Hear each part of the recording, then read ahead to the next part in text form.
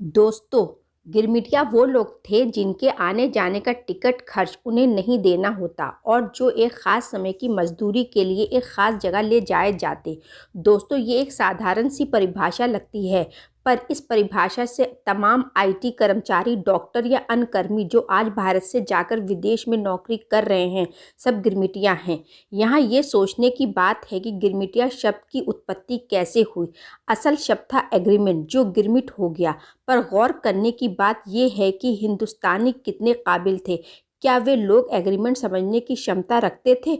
जो लोग यह शब्द बोल भी नहीं पाते, वो क्या खाक समझेंगे कि एग्रीमेंट था क्या?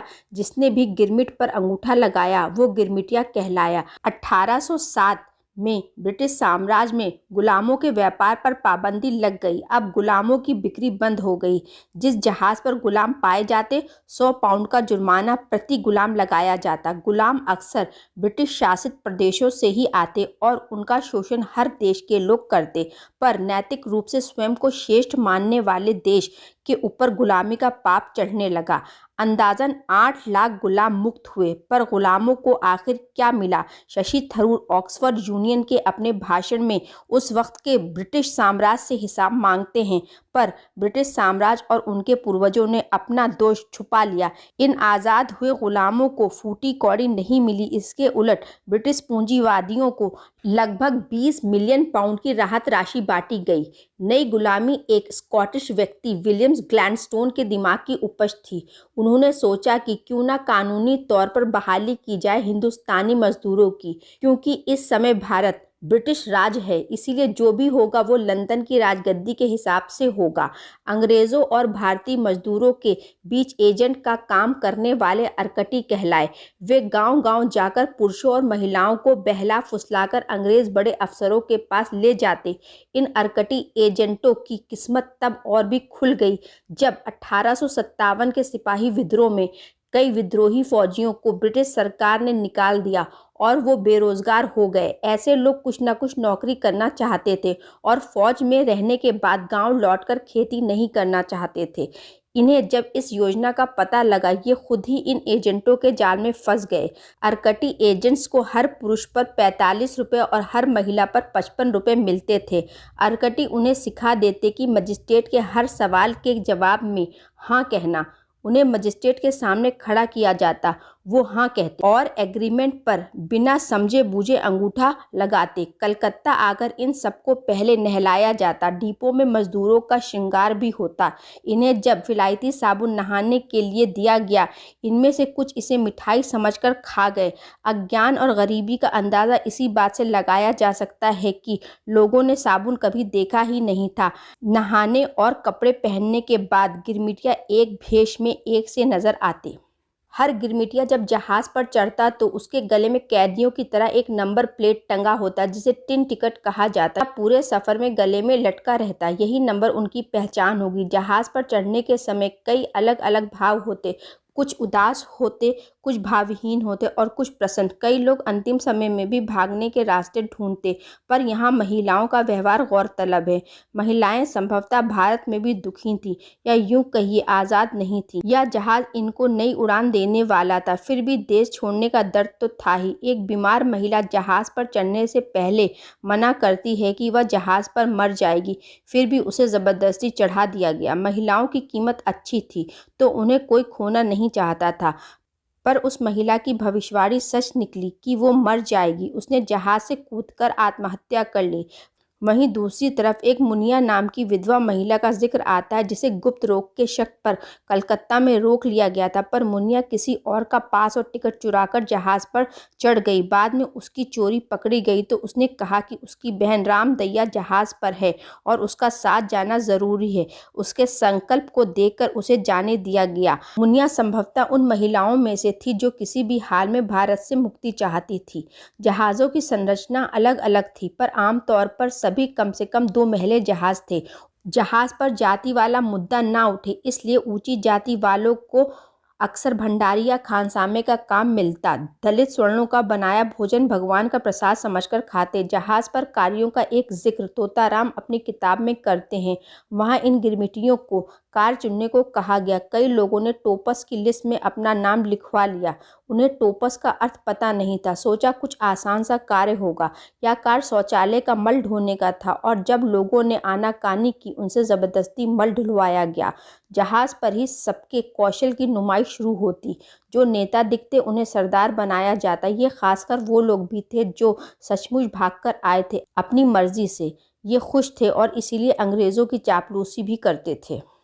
जाति भेद नहीं था किंतु लिंग भेद था। पुरुष महिला की अलग खाने की पंक्ति और अलग सोने का इंतजाम था। जहाज पर व्यक्ति कुछ भी खा सकता है। यह जहाज जगन्नाथ के मंदिर की तरह है जहाँ कोई भेदभाव नहीं। आपत्ति तो इस बात पर थी कि कोई किसी जात धर्म का हो, सबके मुंह में एक ही थर्मामीटर डाला जाता। उस समय के हिंदुस्तान के लिए यह बड़ी बात थी। खास करके एक मुसलमान के मुंह में लगा थर्मामीटर ब्राह्मण लगाने को राजी नहीं थे, पर उनकी सुनता कौन था। थर्मामीटर ठूस दिया जाता। नाश्ते में बिस्किट और चाय मिलती, पर कई गिरमिटिया बिस्किट नहीं खा पाते। कईयों ने कभी खाया नहीं था, कईयों के लिए वो सख्त थे। यह बिस्किट अंग्रेजों का डाक फूड था, यानी कुत्तों का आहार। सभी गिरमिटियों का पानी का कोटा भी बंधा था, 2 बोतल पानी रोज, उससे 1 बूंद भी ज्यादा नहीं। भोजन में चावल, करी और सूखी मछलियां या टिन बंद मांस होता। कई उत्तर भारतीय सूखा या टिन बंद मांस नहीं खा पाते, उनके लिए आलू की सब्जी बनती। दक्षिण भारतीय अमूमन सब कुछ आराम से खाते। बाद में जहाज पर कुछ जिंदा भेड़ भी रखे जाने लगे कि ताज़ा मांस उपलब्ध हो सके। जहाज का अपना रूटीन था। 6 बजे सुबह जागना, 8 बजे नाश्ता। कुछ लोगों की सफाई में रोटेशन से ड्यूटी लगती और बाकी को गाने, नाचने या खेलने में लगाया जाता। धीरे धीरे सब अपने दुख भूलने लगे, माहौल में रमने लगे। ये एक दूसरे को जहाजी भाई कहते, महिलाओं को जहाजिन। यह रिश्ता अब बरसों तक रहेगा। जहाज पर दंड भी विचित्र और सांकेतिक थे। जब 2 लोग लड़ते तो उनके पीठ से पीठ लगाकर धोती से बांध दिया जाता। कोई गाली देता तो उसे जीभ निकालकर लंबे समय के लिए खड़ा कर दिया जाता।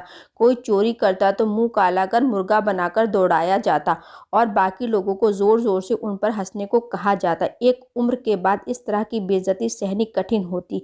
कई इस बेइज्जती के बाद कूदकर जान भी दे देते। लंबा सफ़र होता तो खाने का सामान भी कम पड़ जाता। कई सूख के काटा हो गए, हड्डियां निकल आईं। कई लोग जो खाते भी वो जहाज़ के सफ़र में उल्टियां करते रहते। यह सफ़र दुर्गंधित होता और उसी गंध में कुली रहते। कुछ से ना बर्दाश्त हुआ, रास्ते में ही सांस रुक गई। जब लाश की बू साहबों तक पहुंची, समंदर में फिकवा दिया। ऐसे मौके पर जहाज़ में अवसाद न फैले, इसके लिए अक्सर देवी शरण जी जैसे ब्राह्मण या मुंशी रहमान खान जैसे पढ़े लिखे लोग गीता और रामचरितमानस का पाठ पढ़कर सुनाने लगे। कुछ बिल्कुल ही मूक हो जाते और कुछ हमेशा क्रोध में रहने लगते।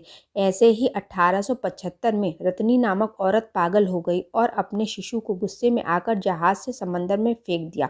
जब जहाज पर यह आलम था तो विदेश की धरती पर क्या होगा? कितने जी पाएंगे, कितने मर जाएंगे, कितने मर मर कर जी पाएंगे? बाद के वर्षों में कई लोग पूरे 10 साल गिरमिटिया मजदूरी कर भारत लौटे, पर भारत में उनके लिए कुछ न था, न जमीन, न सम्मान, न जाति। समाज उनको वापस नहीं लेता। उनके परिवार वाले भी बहिष्कृत ही करते, या सोचते कि यह अब अपना हिस्सा मांगेगा, या क्यों लौट आया। महिलाओं की स्थिति तो अधिक दयनीय थी। एक भागी हुई महिला को कौन अपनाता जो विदेश में मुंह काला कर आई हो।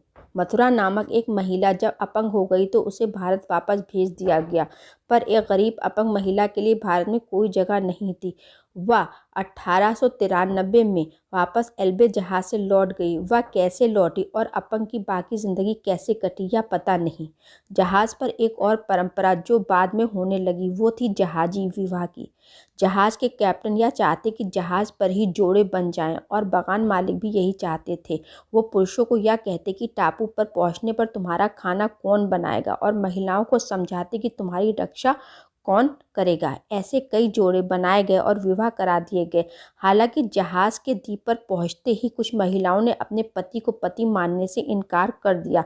या तो तय था कि कुछ महिलाएं उस समय भी अपनी स्वतंत्रता चाहती थीं, बल्कि भारत से वह इन्हीं बंधनों से मुक्ति के लिए तो भागी थीं। जहाज से उतार कर उन्हें एक अलग द्वीप पर रखा जाता, लगभग महीने भर, ताकि कोई बीमारी हो तो वहीं ख़त्म हो जाए। उन्हें नहला धुलाकर आखिर तैयार किया जाता और एक ख़ास नंबर की पट्टी लगाकर अर्धनग्न फ़ोटो खिंचाया जाता, जिससे देखकर तमाम बागान के मालिक मजदूर चुन सकें कद काटे से शरीर की बनावट से यही उनका एक बार पुनः पंजीकरण होता और एक औपचारिक पक्का कॉन्ट्रैक्ट तैयार होता। या कॉन्ट्रैक्ट भारत में बने कॉन्ट्रैक्ट से अलग भी हो सकता था, स्थानीय कानून और ज़रूरतों के हिसाब से। यह सब साफ तौर पर उनके साथ धोखेबाजी थी, पर अशिक्षा की वजह से उन्हें यह फ़र्क समझ नहीं आता। वो तो बस अंगूठा लगा देते। इन सबको बागान के कुली लाइन्स में रखा जाता। इतने वक्त इन टापुओं पर बिताने के बाद यूं भी लोग कम ही लौटते। गिरमिटिया अब इसी मिट्टी के होकर रह जाते। वो और उनके आने वाली पीढ़ी हिंदुस्तान में शायद ही कभी कदम रखेगी। अगली वीडियो में फिर मिलेंगे, तब तक के लिए अलविदा दोस्तों।